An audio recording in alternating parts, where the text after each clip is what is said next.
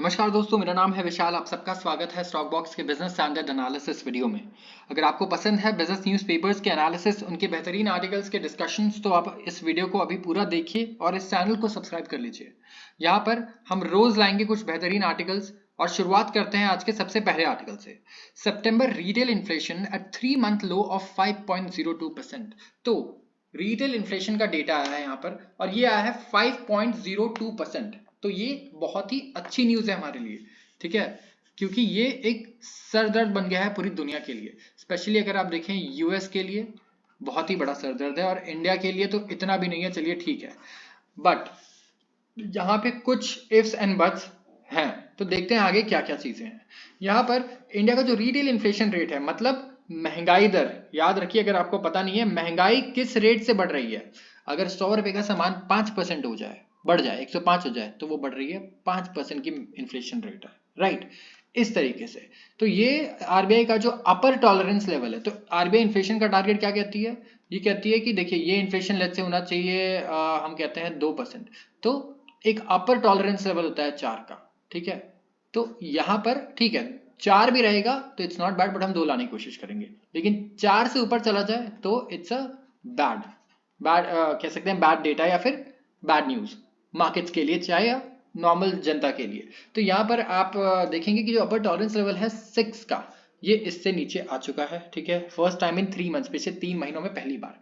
अब क्या क्या चीजें बढ़िया रही? देखिए इंडस्ट्रियल प्रोडक्शन बढ़िया हुआ है, मतलब मैन्युफैक्चरिंग और हमारा जो आउटपुट है प्रोडक्शन का वो बढ़िया 14 मंथ हाई पे है। मतलब चीजें इंडिया में मैन्युफैक्चरिंग चल रही है बढ़िया, चाहे आप आईफोन्स देखें, फोन्स देखें, बाकी चीजों में भी आई थिंक इसकी अच्छी मैन्युफैक्चरिंग एक्सपेंशन हो रही है, तो जिसकी वजह से ये डेटा अच्छा आया है। अब यहाँ पर कुछ रिलीफ मिला गवर्नमेंट को मैक्रो इकोनॉमिक फ्रंट पे, ठीक है, फेस्टिवल सीजन के पहले अगर आप देखें।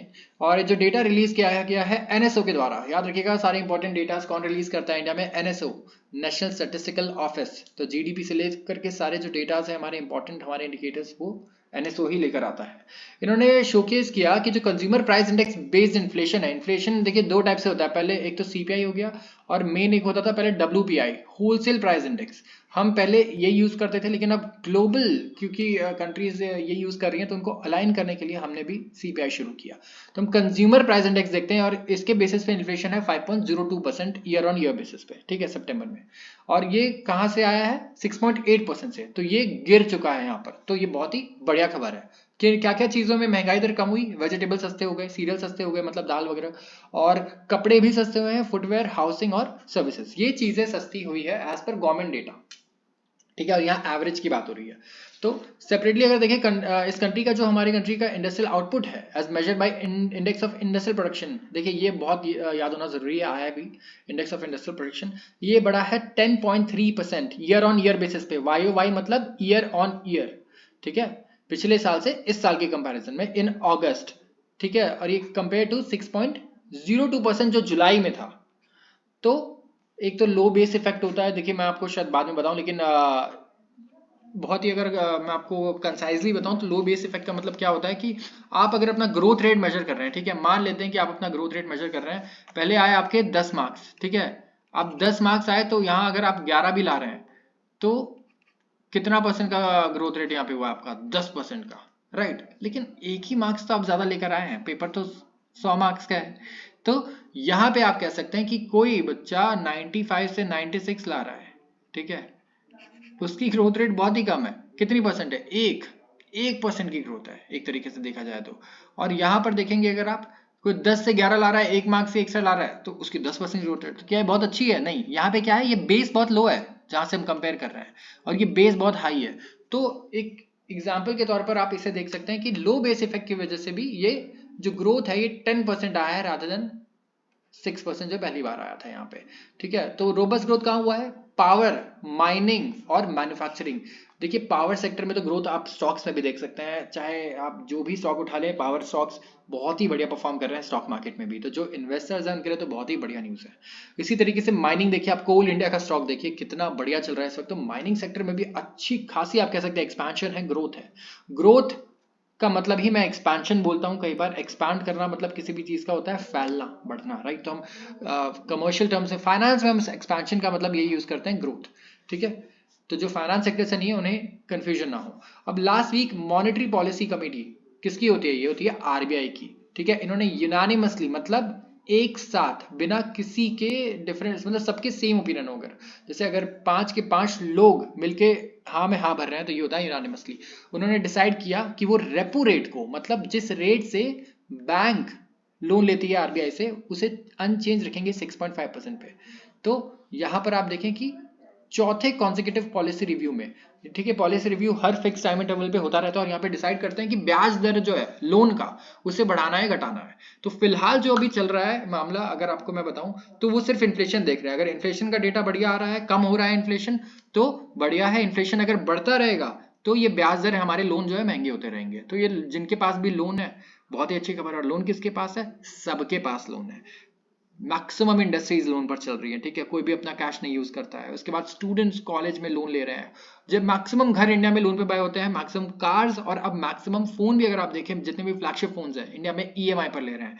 तो हर एक इंसान को टच करता है ये इशू, ठीक है। तो इसीलिए आपको इसके बारे में पता होना बहुत जरूरी है, ठीक है। अगर इस टाइम पे कोई सोचे कि ठीक है क्या ये लोन लेने का सही टाइम है मेरे पास, अगर मैं 25 साल के लोन ले रहा हूँ, तो it's not a bad time, right. क्योंकि इन्फ्लेशन नॉर्मलाइज हो रहा है और इंटरेस्ट रेट, अब देखिए आपको कब लेना ज्यादा रिस्की रहेगा लोन, जब लोन जो है बढ़ना शुरू हुआ है। जैसे यहाँ पे है, मान लीजिए लोन 5% पे है और महंगाई दर का बुरे खबर आ रहा है और यहाँ से बढ़ने का ट्रेंड हो रहा है, तो यहाँ पे लोन लेना इज अ बैड आइडिया।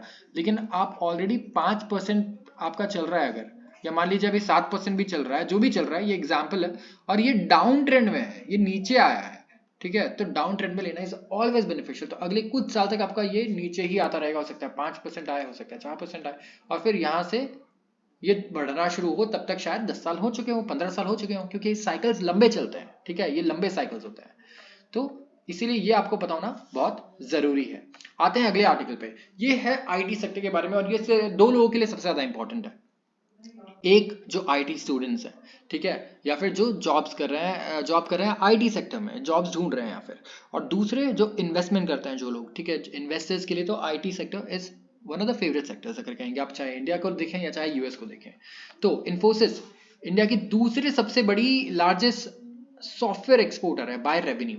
लेकिन मैं आपको बताऊं, अगर आप स्टॉक मार्केट में देखें, ठीक है, तो स्टॉक मार्केट में आईटी शेयर कोई है जो मार्केट को हिला सकता है, वो है इन्फोसिस। इसका वेटेज बहुत ही अच्छा है, ठीक है, दबदबा, आप कहेंगे इसका वेटेज बहुत ही अच्छा है। तो टीसीएस इससे बड़ी है, ठीक है, टीसीएस इससे बड़ी है, लेकिन वेटेज के मामले में नहीं, वेटेज के मामले में टीसीएस से ये काफी ज्यादा है। तो इसके स्टॉक प्राइस मूवमेंट से इंडेक्स निफ्टी पे काफी फर्क पड़ता है। तो इन्होंने रेवेन्यू ग्रोथ गाइडेंस क्या करी है? रेवेन्यू ग्रोथ गाइडेंस का मतलब आगे जो इनकी प्रोजेक्टेड रेवेन्यू है, एक्सपेक्टेड, कि भाई हम 1 से 2.5% ग्रो कर पाएंगे कांस्टेंट करेंसी टर्म्स, हमेशा आईटी के इसमें लिखा रहेगा, मतलब क्योंकि सारा पैसा फॉरेन से आ रहा है इनका आधे से ज्यादा। तो देखिए डॉलर्स के टर्म्स में अगर डॉलर ही बढ़ गया, अगर 80-90 हो गया, तो इनकी ग्रोथ तो बहुत अच्छी हो जाएगी। तो इन्हें ऐसे नहीं बोलना होता, इन्हें बोलना होता है बताओ कि कांस्टेंट करेंसी टर्म्स में, मतलब डॉलर का जो रेट है उसको इफेक्ट को तुम नलीफाई कर दो, उसका कोई इफेक्ट नहीं है, तुम अपना ग्रोथ बताओ, ठीक है, इंटरनल ग्रोथ तुम्हारी कंपनी का कितना होगा। तो ये इन्होंने दिया है फ्रॉम 1 से लेके 3.5% से इन्होंने घटा करके किया है 1 to 2.5%, ठीक है। तो यहाँ पे क्या क्या रीजन है? जो इनके क्लाइंट्स हैं ये पैसे ही कम खर्च कर रहे हैं, पैसे खर्च ही नहीं कर रहे। इनके क्लाइंट्स कहाँ हैं? यूएस में बैठे हैं, यूरोप में बैठे हैं। यूरोप की हालत ऑलरेडी खराब है, आपको पता है, और यूएस में भी कोई बहुत ज्यादा स्पेंडिंग अभी नहीं हो रही, इन्फ्लेशन इश्यूज है, प्लस अब वहां पे खुद ही इतने ले ऑफ्स हो रहे हैं अभी, अगर आप देखें तो। बेंगलुरु बेस्ड आईटी मेजर है, इसने अनाउंस किया अपना सेकंड क्वार्टर का रिजल्ट और मेंटेन किया है ऑपरेटिंग मार्जिन गाइडेंस 22%। तो ऑपरेटिंग मार्जिन क्या होता है? बेसिकली ऑपरेटिंग एक्सपेंसेस को रिड्यूस करके कितना मार्जिन बचता है, पैसा, ठीक है। और टीसीएस ने भी ब्लूमबर्ग के एस्टिमेट्स को मिस किया था। रेवेन्यू में टीसीएस ने भी कुछ बहुत खास नहीं किया, जो इंडिया की सबसे बड़ी आईटी कंपनी, सबसे बड़ी आईटी एक्सपोर्टर है। और नेट प्रॉफिट में भी आप देखेंगे कोई बहुत ही बढ़िया नंबर्स नहीं आए हैं। तो आईटी सेक्टर में आप देखेंगे एक तो ग्रोथ अभी नहीं अच्छा है, बट इंपॉर्टेंट क्या है कि इनका जो आउटलुक है, जो स्टॉक मार्केट के लिए सबसे इंपॉर्टेंट होता है, ठीक है, आउटलुक अच्छा नहीं आ रहा, और ये एक बैड न्यूज है। तो जो आउटलुक है इनका, ये आ रहा है बैड या फिर बहुत ही मॉडरेट। तो अभी अगर आप देखें एचसीएल का भी आप सबने नाम सुना होगा, एचसीएल टेक, इनका प्रॉफिट बहुत ही अच्छा है, ठीक है, स्टॉक भी आज ऊपर है, लेकिन क्या आया? आउटलुक आउटलुक बहुत ही नॉर्मल सा दिया इन्होंने, एक्सपेक्टेशंस ही नहीं है इतने ज़्यादा। तो ये एक बैड सिग्नल होती है, क्योंकि इस वक्त आप इन्वेस्ट कर रहे हैं फ्यूचर के लिए, ठीक है, और फ्यूचर अगर कोई बोले कि हमारा बहुत ज़्यादा अच्छा नहीं आ रहा, तो यहाँ पे ऐसा नहीं कंपनी बंद हो जाएगी बस, लेकिन हम ग्रोथ की बात कर रहे हैं, ग्रोथ बहुत ज़्यादा अच्छा नहीं आ रहा है, तो इसकी वजह से आप कह सकते हैं कि इम्पैक्ट पड़ रहा है इनके स्टॉक प्राइस पे, और कुछ बहुत खास देखने को मिल नहीं रहा है यहाँ पर। तो लेट्स सी आगे क्या होता है, आपका क्या ओपिनियन, आप मुझे ज़रूर बताएं, और आपके कौन कौन से शेयर्स जो हैं आईटी के वो फेवरेट हैं। मुझे लगता है अगर कोई भी आईटी में इन्वेस्ट करता है तो वो शुरुआत करता है tech Mahindra, HCL tech, Wipro, Infosys और हमारे टीसीएस से। तो आप ज़रूर बताएं आपके पास कौन कौन से पोर्टफोलियो में स्टॉक्स हैं आईटी के, नहीं अगर हैं तो आप कौन से लेने चाहेंगे इस प्राइस पर अगर ये नीचे आते हैं। और तो आज के लिए बस इतना ही। अगर वीडियो पसंद आई हो तो ज़रूर इसे लाइक करें और सब्सक्राइब करना बिल्कुल ना भूलें इस चैनल को। धन्यवाद।